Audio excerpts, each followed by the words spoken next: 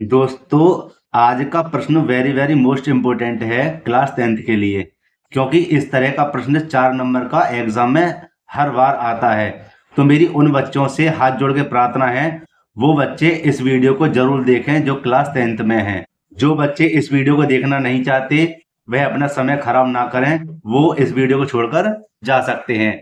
तो आइए मेरे प्यारे दोस्तों, इस प्रश्न को एक बार पढ़ लेते हैं। लेकिन पढ़ने से पहले मेरा आपसे निवेदन है, अगर वीडियो आपके लिए अच्छी लगती है तो आप एक लाइक जरूर करना।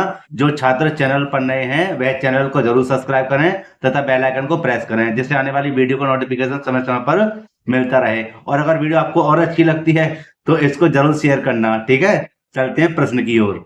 जो प्रश्न कुछ इस प्रकार लिखा हुआ है, दो क्रमागत धनात्मक सम संख्याओं के वर्गों का योगफल 244 है, संख्याएं ज्ञात कीजिए। तो दोस्तों, मैं सबसे पहले आपको बताना चाहूंगा सम संख्याएं कौन सी होती हैं।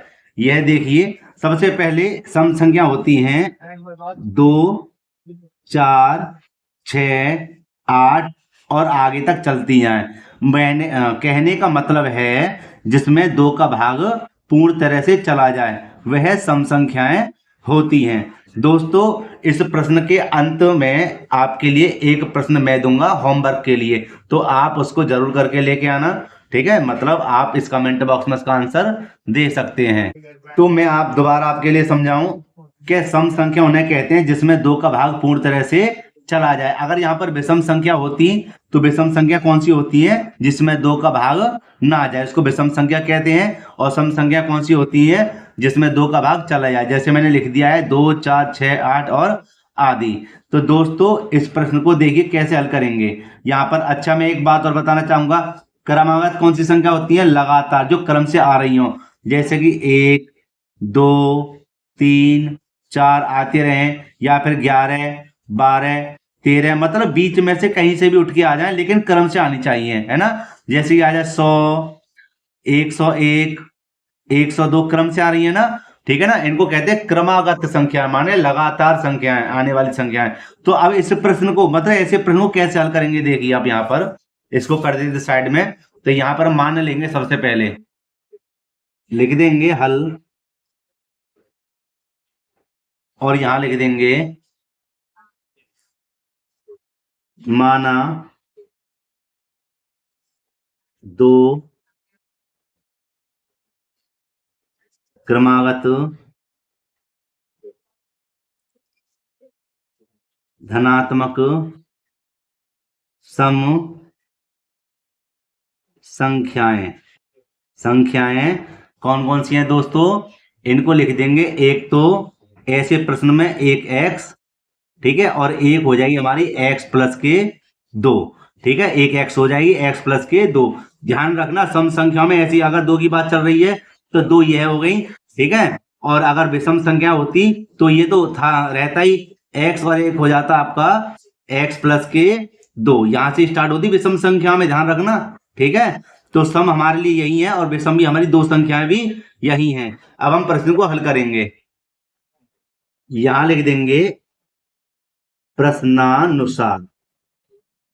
दोस्तों, ध्यान पूर्वक समझना, बहुत ही सरल सवाल है और इस प्रकार का प्रश्न आपके लिए एग्जाम में जरूर मिलेगा। मैं फिर से कहता हूं आपके लिए। तो यहाँ पर प्रश्नानुसार हम चलते हैं, लिखते हैं 2 क्रमागत धनात्मक सम संख्याएं कौन कौन सी है, एक ये रही लिख देंगे। कौन सी है, एक है x और एक है x प्लस के 2। ठीक है, संख्याओं के वर्गों, वर्ग माने ये हमने स्क्वायर चढ़ा दिया है ना, इनके वर्गों का योगफल, योगफल माने जोड़, कितना है 244 है। कितना है 244 है। ठीक है, इसको बस आपको सरल करना है, आंसर प्राप्त हो जाएगा। देखिए कैसे, कि यहां पर हम लिख देंगे क्या, एक्स स्क्वायर का एक्स स्क्वायर। ठीक है, साइड से मैंने कर दिया है। ठीक है जी, आगे चलते हैं इसके। यहां देखिए, यहां बनता है a प्लस बी का whole square. a plus B का होल स्क्वायर क्या होता है दोस्तों, आपको पता होगा, नहीं पता तो यहां पर देख लीजिए। a प्लस बी का होल स्क्वायर होता है a स्क्वायर प्लस के बी स्क्वायर प्लस के 2ab। ध्यान से देखना, मैंने a के स्थान पे मान लिया x और b के स्थान पे मान लिया 2, और ऊपर क्या है हमारा स्क्वायर। तो देखो, a की जगह x लिख देंगे और b की जगह लिख देंगे 2। तो यहाँ पर हम समझाते हैं आपको, ए की जगह ये ए आ गया, इसकी जगह लिख देंगे एक्स का स्क्वायर, बी की जगह लिख देंगे 2 का स्क्वायर, प्लस के 2 देखो ये रहा, ए का मान क्या है एक्स और बी का मान क्या है 2, ए का मान क्या है एक्स और बी का मान क्या है 2।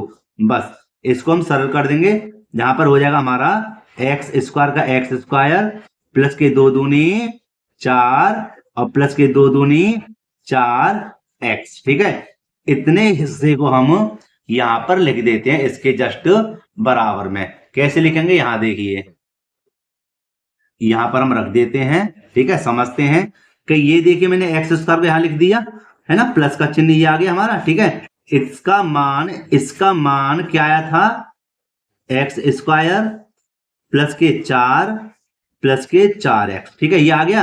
मैंने इसका मान बेटे यहां पर लिख दिया है ना, ए स्क्वायर, देखो a square plus b square plus के 2ab। ठीक है, इसको सरल करने के बाद ये प्राप्त हुआ था, तो मैंने इसको यहां पर लिख दिया। और बराबर में कितना है 244, 244 से बराबर में। ठीक है, इसको कर देते हैं साइड में। तो भैया यहां पर इसको समझते हैं कि एक एक्स स्क्वायर और एक एक्स स्क्वायर कितने हो गए, 2x स्क्वायर हो गए। ठीक है ना, फिर हम लेते हैं छोटी घात, जो हो जाएंगे 4x, यहां पर कितना है प्लस के 4, और मेरे प्यारे बच्चों इसको यहां पर लेके आ जाते हैं, 244 हो जाएंगे हमारे माइनस के। क्यों, क्योंकि यहां पर हमारे प्लस के, इधर लगा देंगे बराबर 0। अब देखिए आगे करते हैं इसको, कि यहां पर हम करेंगे तो देखो कैसे हल करेंगे, यहां लिख देंगे 2 स्क्वायर को ज्यों का त्यों प्लस के 4x को ज्यों का त्यों, और माइनस का चिन्ह 244 में से जब 4 को घटाएंगे तो माइनस के बचेंगे 240। ठीक है दोस्तों, ये हमने लगा दी बराबर 0।